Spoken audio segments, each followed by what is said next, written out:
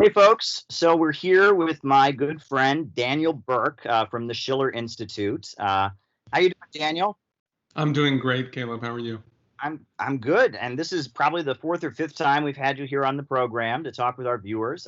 And today, I believe the reason that you wanted to come on, and the reason I was anxious to have you on, is because you and your friends at the Schiller Institute have kind of a unique message about Afghanistan. We're seeing all this stuff in the U.S. media about the withdrawal of the United States and hysteria and people hanging off of planes. And it seems like your organization is putting out kind of a message that's very different than what we're hearing in mainstream media right now. What is your message about Afghanistan? Well, I think any approach to the situation in Afghanistan need begin with the fact that there's a massive crisis going on there for the living conditions of, I believe, 39 million people. There are 6 million refugees. I'm sure that number is climbing. There are, I believe, 1 in 3 people in Afghanistan is food insecure, meaning that they're either going hungry or that they don't know where they have irregularity in whether they're going to have food that day. And the situation is just horrendous. I mean, they're already, well, as this whole horrific imperial war has unfolded, Afghanistan is one of the 10 poorest countries in the world.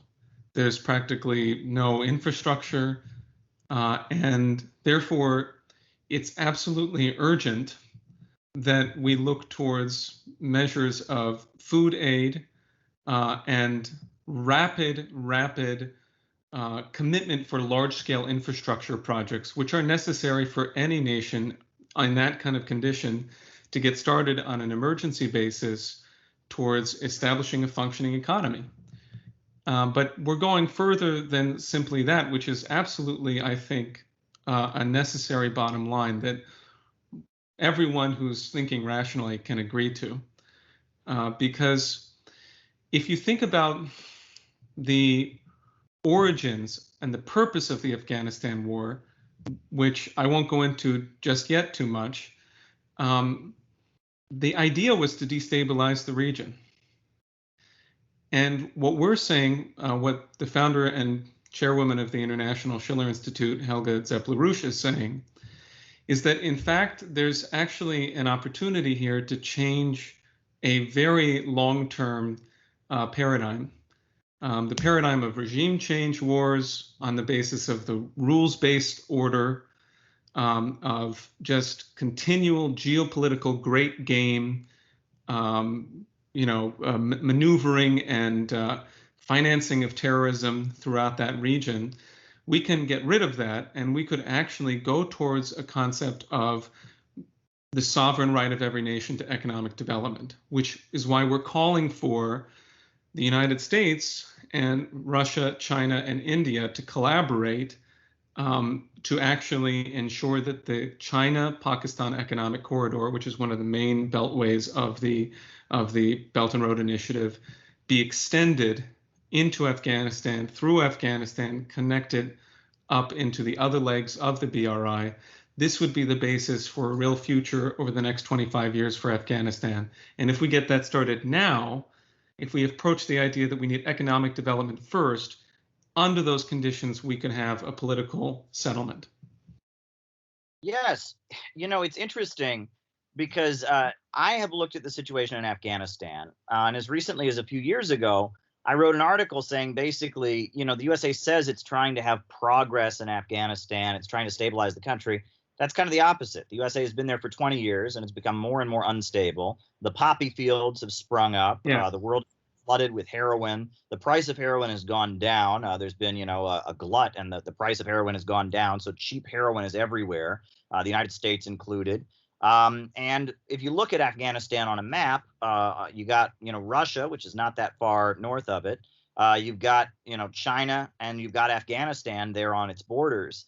And it seems like the United States has been kind of using Afghanistan as a strategic epicenter of instability. And that instability has affected Russia, it's affected Iran, it's affected China. And that has been the result of the U.S. military occupation of the country. It's been spreading instability. And if that's the situation, the idea that maybe China could start building infrastructure in there, maybe some schools and hospitals could be built. That might be a positive thing. That despite everything bad about the Taliban's pretty awful in a lot of ways. That might be a positive thing that could come out of the USA withdrawing. Is that kind of what you're getting at? Yeah, I mean, I want to share with you my passionate view when I try to look back at the whole strategic context that we could actually see a pivot point here. I mean, if you think about the idea that for 40 years Afghanistan has been used as this geopolitical plaything since which is just a horrendous anti-human policy, evil policy.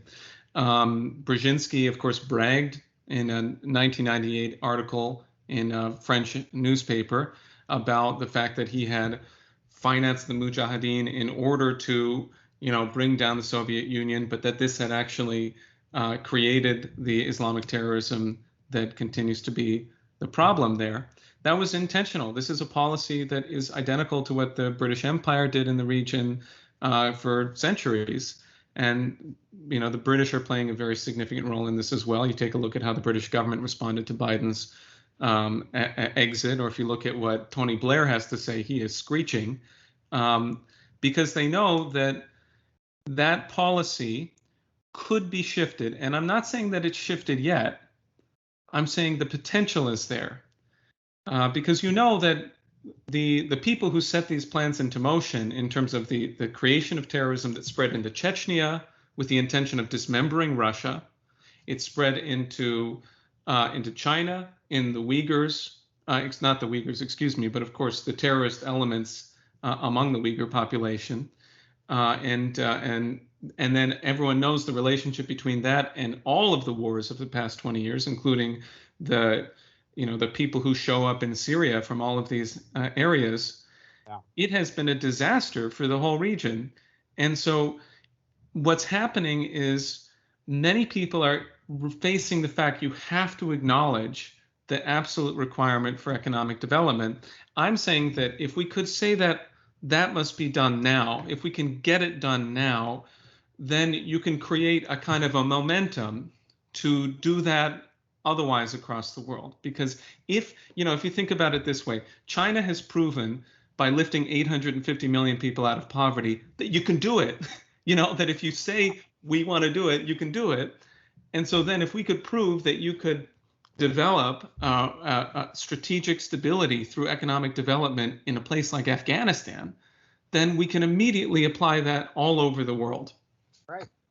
No, I mean, that sounds really great. I remember being at the UN when they had a debate on Afghanistan and hearing the Iranian delegation address the Security Council and say that the real plan for peace in Afghanistan was what they called trade and transport. Give this landlocked country railroads so it has access to the ocean. Give people jobs so they can start, producing products that then, they have access to the ocean. They can then export, on the maritime, trade routes. That is the solution, and that China and Iran have been saying this for a long time. And I know China has a program where they fly Afghans to China for medical care that they've been doing, because there's not hospitals in a lot of these remote regions, but they have this airlift program where they've been flying in Afghans. I think that's been a great program that they've had. A lot of people talk about the minerals, right? These rare, what do they call them? Rare earth minerals that Afghanistan has that are highly valuable in computer technology. And I've heard a lot of leftists say, oh, the reason the USA was occupying Afghanistan was to get those minerals. That's not exactly true, because the whole time the USA was there, they never exploited those minerals. It was almost the opposite. It was like the USA was there to make sure that those minerals stayed in the ground. And that no Chinese company teamed up with Afghans to start developing the economy, because in a lot of African countries where those minerals exist, Chinese companies have moved in there, teamed up with the local government, and the result has been people rising out of poverty. It's been, raising living standards. They go in there and they build some railroads, they build some hospitals and stuff, and it's been quite productive. And so I think when leftists had this narrative that it was, it's like the United States was going there to steal the minerals. Well, no. And I actually remember seeing an op-ed in the Wall Street Journal where one of these American companies was saying to Trump, "Hey, why don't you let us go in there and get those minerals, please?" And that apparently some American companies were frustrated that the American government was not letting them go in and get those minerals, and so it kind of like changes the understanding about imperialism. Imperialism is holding back development. It's about holding back economic development.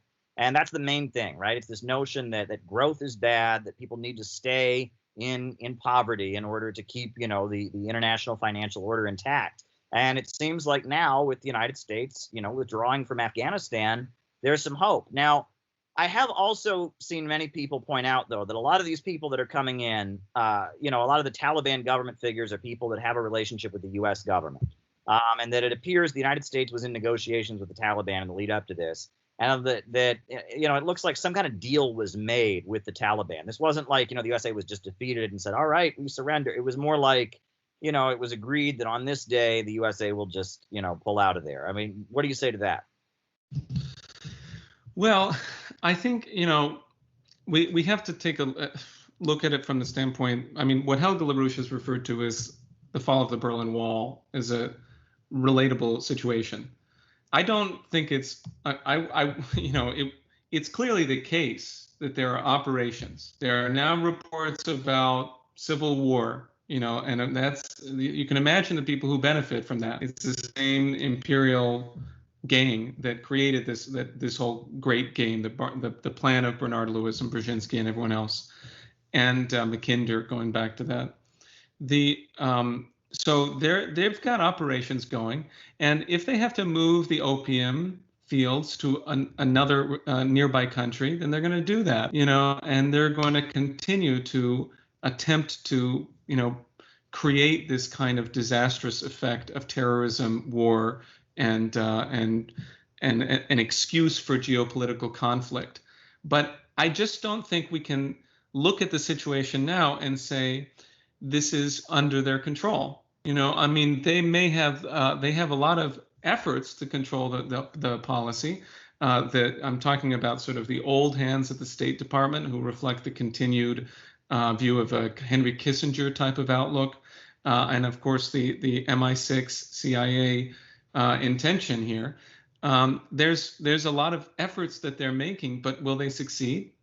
Are they actually genuinely going to succeed? I think we got to think about the fact that we're in a different world right now, where, China succeeded against COVID, and that's so blatantly obvious. They've succeeded in lifting people out of poverty. They've succeeded in actually preventing the genocide narrative in Xinjiang from being a really disruptive element. Putin. In these past 20 years, Putin, who was the first person to call George W. Bush on 9/11 and say, Russia wants to help you, they did everything possible to dismember Russia through this operation of creating terrorism and chaos in that region. I got the train coming by. The purpose of imperialism is to prevent economic development. So the way to defeat imperialism is to create economic development. And so, so that the fact that has continued, that the Belt and Road has developed, is, I think, more significant in our strategic context than most people are really thinking. That's why I think there's potential. Yeah, no, I know when the Soviet Union was first formed, the Bolsheviks sponsored an event called the Conference of the Peoples of the East. At the time in Afghanistan, the Emir of Afghanistan was battling the British, and Lenin and the Bolsheviks offered military support to the Emir of Afghanistan in his fight against the British. And that was kind of shocking to people because the Emir of Afghanistan was not a leftist, and he was not a socialist, and he was not a liberal by any means. He was a pretty primitive monarch, with some pretty authoritarian medieval practices. But Lenin said that anybody against the imperialists is better, and that what the British had done in Afghanistan over the course of their colonization of Afghanistan was horrific. They did a huge amount of damage to the country. And so, this emir of Afghanistan, while he didn't agree with the Bolsheviks on nearly anything, he was a better alternative than the British Empire and imperialism. So I thought that was an interesting episode from Marxist history and such. But what would you say, is your current outlook, other than celebrating the possibility of building trade and infrastructure and expanding the Pakistan economic corridor? What other things about Afghanistan could you give us some insights on, perhaps? Well, I think I can approach it this way. The old name for Afghanistan was the land of 1,000 cities. It is just not true, this sort of brain dead, right-wing take that, like, oh, it's always been that way or whatever. That's just nonsense. There's a potential for cultural dialogue between the West and Islam, and specifically Afghanistan. And there's a potential for a dialogue that would bring out the best in each, because what we're talking about is the need to see the potential in the other, and then to treat that person on that basis, and at the same time to be you do that from the standpoint of a commitment to ensuring that the economic development is possible. Now, I think if you look at it from that perspective and then consider I think we have to advance the principles which are necessary to defeat the rules-based order. Helga LaRouche has been speaking a lot about the founding principles of the United Nations, because the basis of international law is not this insane rules-based order. The basis of international law, which was developed at the founding of the United Nations with people like Eleanor Roosevelt, had everything to do with, for example, the principles of Mahatma Gandhi.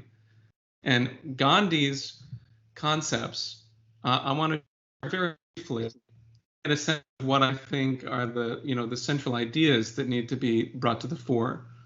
I mean, first of all, these are the 5 principles of Panchsheel. The principles of peaceful coexistence are really the direct reference. 1, mutual respect for the territorial integrity and sovereignty of the other. 2, mutual non-aggression. 3, mutual non-interference into the inner affairs of the other. 4, equality and cooperation for the mutual benefit. And 5, peaceful coexistence. If those principles, if those principles are actually pursued today and advanced among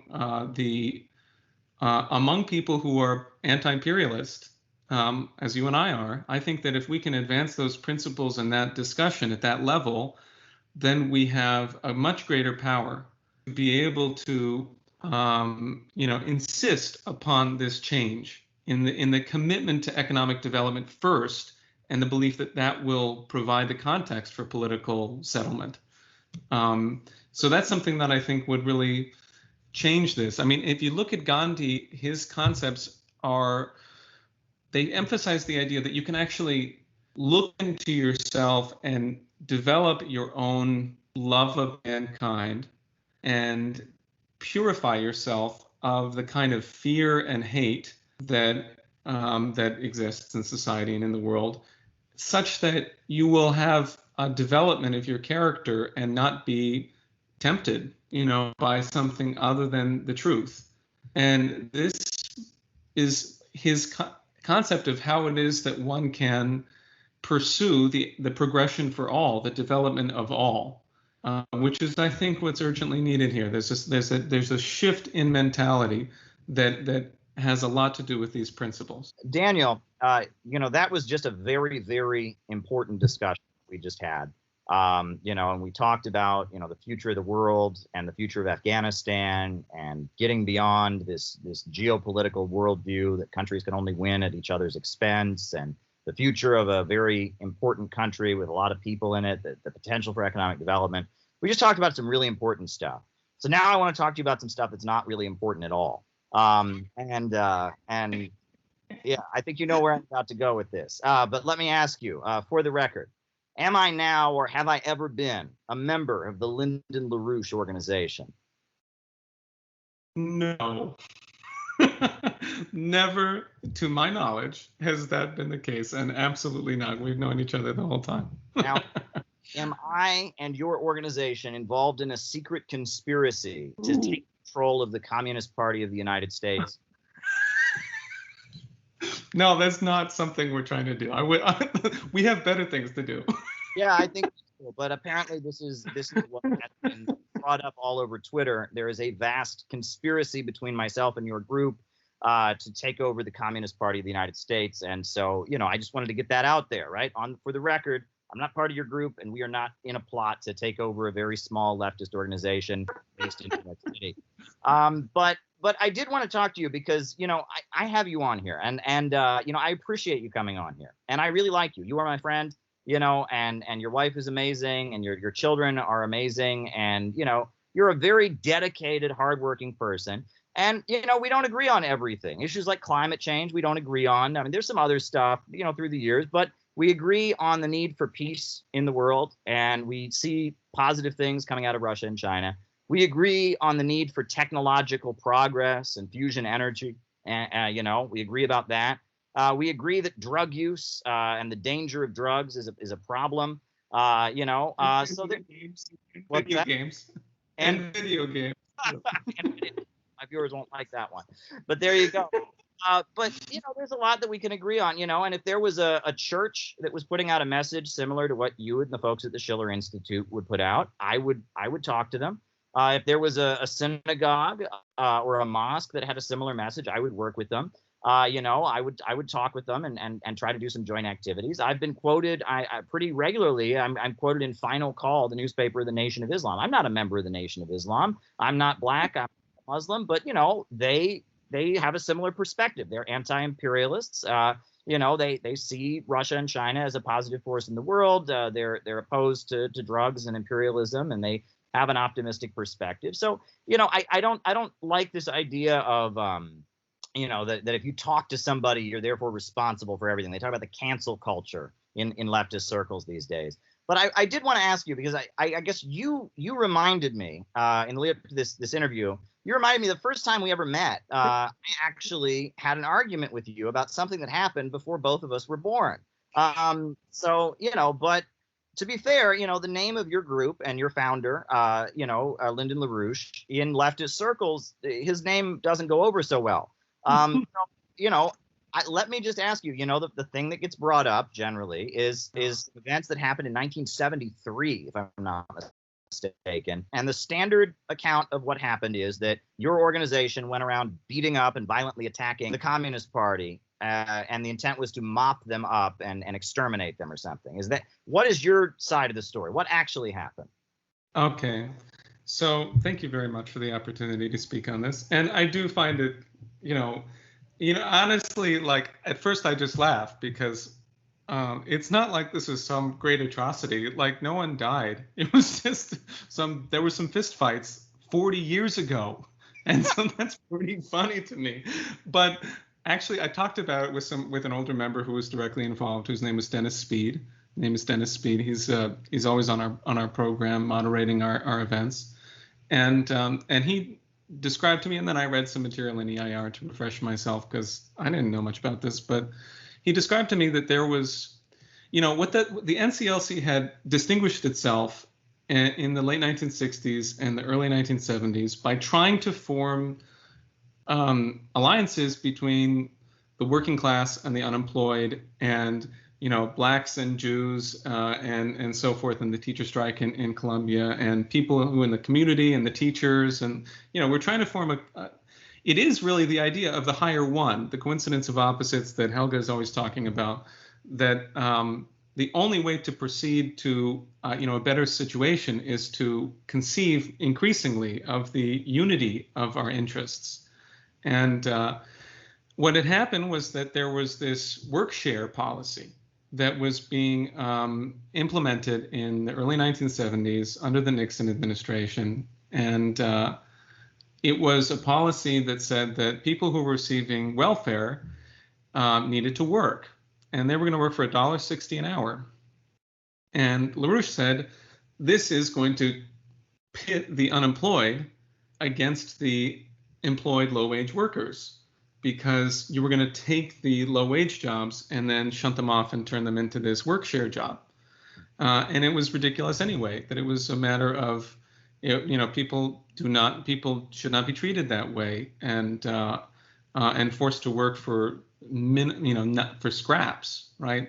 There was no commitment to progress, to providing a job for everyone that was of good quality and that would, provide for their family. It was the opposite. We were going into the controlled disintegration of the U.S. economy, deindustrialization, and basically, at the time, the CPUSA did not agree, and they worked with a group that was focused on the rights of the unemployed, as they put it, and they were trying to, support that, and it didn't acknowledge what LaRouche was saying, which is that you needed to form an alliance between the unemployed and the workers, and so. At the time, what was happening, which was not known to the LaRouche movement with the NCLC, was that COINTELPRO was being operated. Many people realized the FBI had heavily infiltrated the CPUSA, the Communist Party. They had infiltrated the LaRouche movement too. We had that problem. And viewers who don't, the COINTELPRO program, that was an FBI. It was called the Counterintelligence Program. And it was a program to work against dissident organizations in the United States, like the Black Panthers, like the Peace Movement, et cetera. And so what you're telling me is it's now public record that the National Caucus of Labor Committees, which was what your group was called back in the 70s, that they were infiltrated by the FBI, and that the Communist Party of the United States, surprise, was infiltrated by the FBI as well. And you're telling me that I guess this disagreement about welfare, what sounds like an austerity program, welfare to work, that was used to pit the groups against each other? Is that what happened?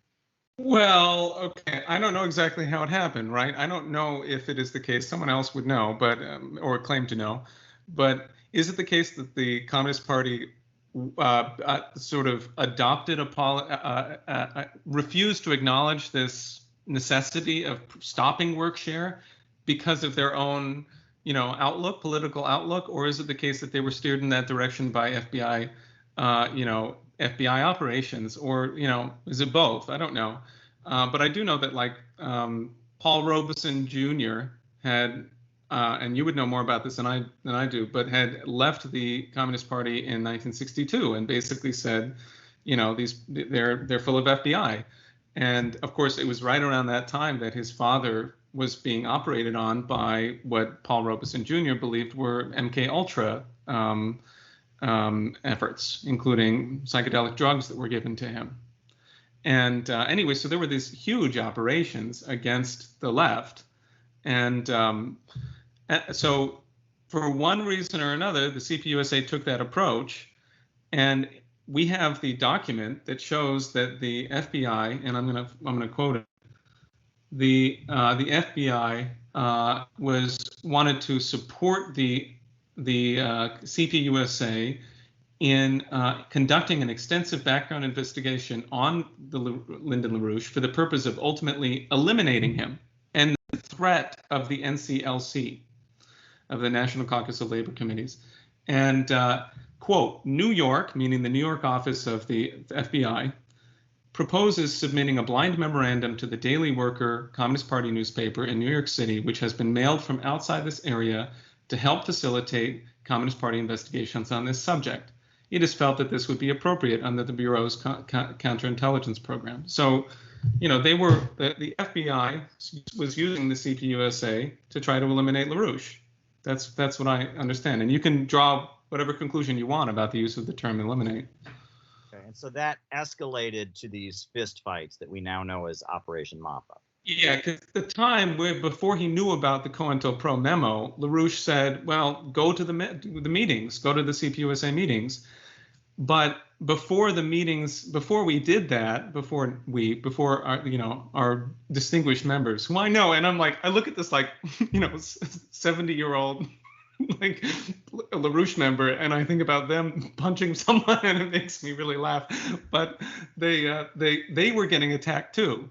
Before there was any fist fight at the CPUSA meetings, our people had been out in the street and they were getting beat up, presumably by FBI operatives who were trying to create this kind of who were trying to manipulate, I agree with you, both sides in order to crush both, I'm sure, or whatever. But it was definitely that the FBI tried to use CPUSA to eliminate LaRouche.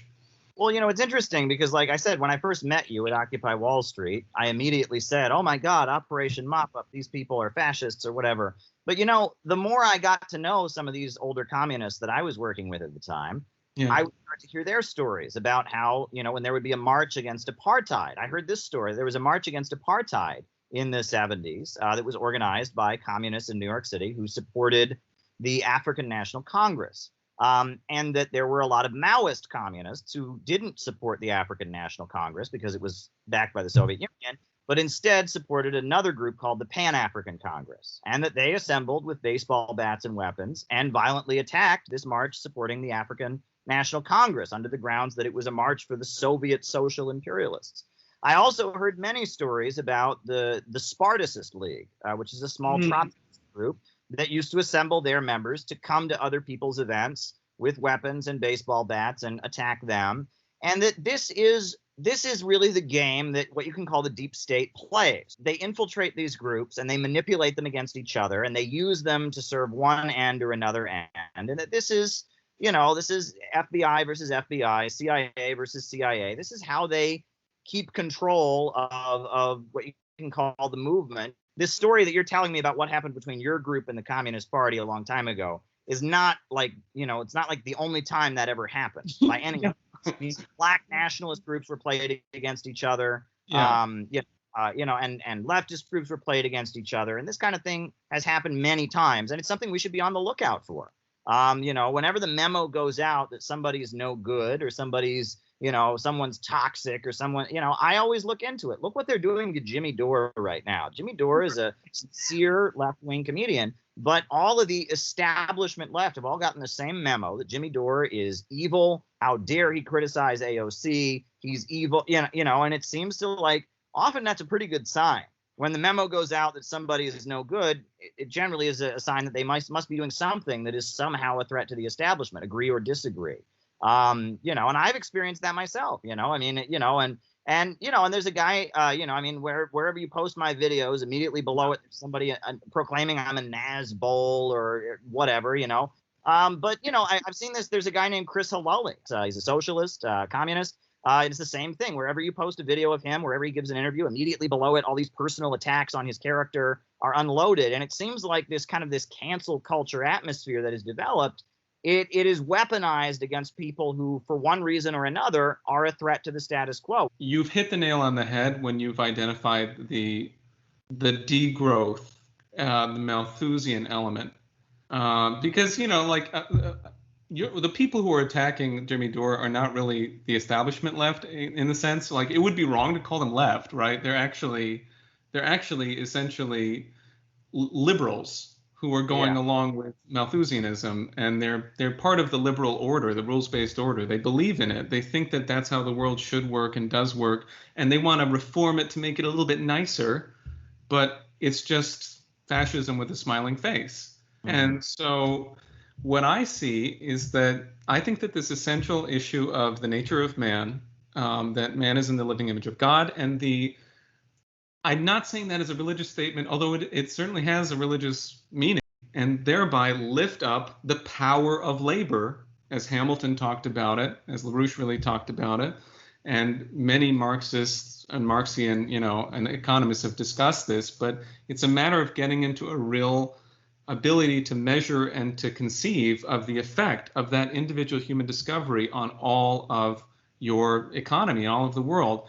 My view is that it was that specific contribution that made LaRouche so dangerous, that it wasn't simply that, he was subject to COINTELPRO, but they had 400 federal agents show up at his door and nearly kill him, and then they put him in jail. And my very good friend Mike Billington was given a 77-year sentence. And this is all a fraud. This is all just completely unjust. Sure. And I will say, I had the honor and the privilege of working with the late Ramsey Clark. And what's interesting about Ramsey Clark is I've watched a lot of videos of your founder, Lyndon LaRouche, from the 70s. Really doesn't like Ramsey Clark. Really vehemently disagrees with Ramsey Clark.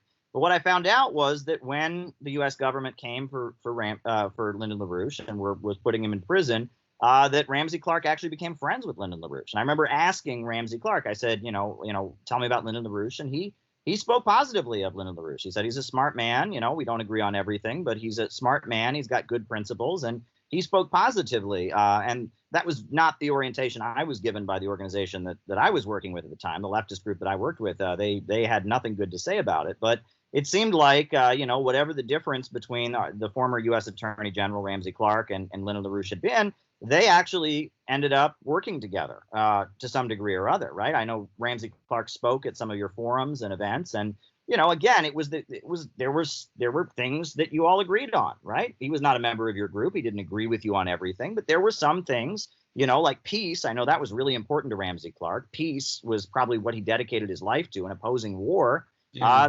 Something that you all could see eye to eye on. This is just organizing. This is just how real politics works, is you find people with whom you have an identical worldview, but you have a common, point of unity, and you work with them. And I people have gotten away from this. We've gotten into this atmosphere where it's like you must agree with everyone about absolutely everything. Yeah. And if you don't, then you need to disassociate, denounce, and disavow. Well, I don't play that game. You know what I mean? I'm sorry, I don't play that game. The denounce and disavow. I mean, no, politics means making friends with people. Politics means finding common interests. And that's all there is to it. I really like George Galloway, the politician in Britain. I go on his show all the time. He's great, but his perspective and mine on some issues are different. But I'm not ashamed to associate with him or go on his program or anything like that. And I'm even, there's even folks who disagree with me about other issues that, that I would be happy to go on. I streamed at one point with Lionel, the conservative, Trump supporting host, and this cancel culture, while it might apply to your group, it might apply to some intellectual in Russia, it might apply to Jimmy Dore, it doesn't apply to Joe Biden. Notice that no one ever gets canceled for associating with Joe Biden, right? I mean, think about it. Nobody ever, you know what I mean? You can associate with people in the mainstream who have supported every crime bill, who've supported, locking people up and, voted for the Iraq war and was selling us the lies of weapons of mass destruction. Well, that's fine. He's just Joe Biden, right? It's not a Hillary Clinton. No one gets canceled for associating with Hillary Clinton. Look at who Hillary Clinton is. But there's no, oh my God, this person was seen with Hillary Clinton. Do you denounce and disavow Hillary Clinton? It's very odd. The cancel culture only applies to people that are kind of at odds with the establishment.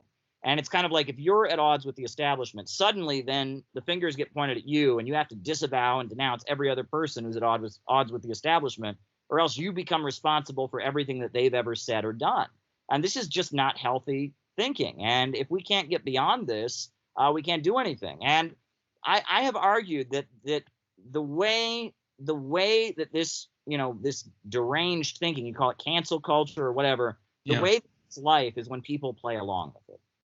When people go along with, you know what I'm saying? When people say, oh, okay, oh, you want me to denounce this person? I'm so sorry. I denounced it. That's what gives it life. And that's why I'm never going to do that. I'm not going to do that. I'm not going to play that game. I'm not going to play that game. I will talk to people with whom I disagree. I will engage with people with whom I disagree. I will find common ground on some things. I will argue with other people. I've debated actual fascists. Yes. I've debated them. And I feel like debating them does far more than this Antifa.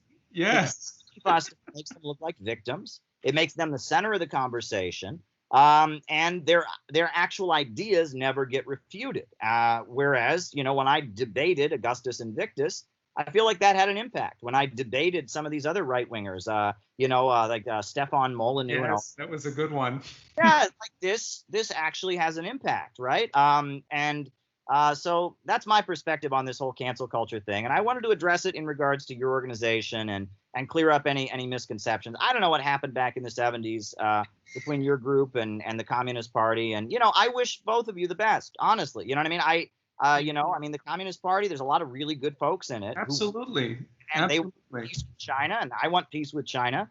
They support the labor movement and the rights of workers on the job. I support that. I have no quarrel with the Communist Party, and I have no quarrel with you guys. We might not agree on other things, but But right now, all of us who want peace and want economic development, we should Yes. be finding common ground. We shouldn't be fighting and rehashing old battles from 40, 50 years ago. I mean, couple of thoughts. Microville is gone. Ramsey is gone. Lyndon is gone. I mean, they're not actually gone because their contributions, and many other people I'm not naming, their contributions will live on. But they're not here right now in the flesh, and we are. And I think we have to actually consider ourselves, we have to look to people like King and think about how can you sort of like, have the ambition to become, I'm going to become some big famous name or whatever, but how can you find within yourself the power to adhere to principle so that you leave something for the next generation? And what I look at today, see, the problem is, in 1999, when LaRouche did this Storm Over Asia forecast, he was talking specifically about the Brzezinski policy of creating these Islamic terrorists and so forth. And he was also talking about the fact that the British imperial liberal system of imperial finance, of the financial oligarchy of City of London and Wall Street, that system was bound to collapse upon itself. And that it was because of that kind of the necessary explosion of the global derivatives bubble, the necessary breakdown, that they were going to go into increasingly dangerous policies. He said, if you don't stop this, then you will get World War III. And people should really pay attention to what the Chinese Foreign Ministry is saying, and what do the Global Times have to say about what do people who are in China who know what they're talking about have to say about the danger of a hot war between the United States and China. It is very, very serious.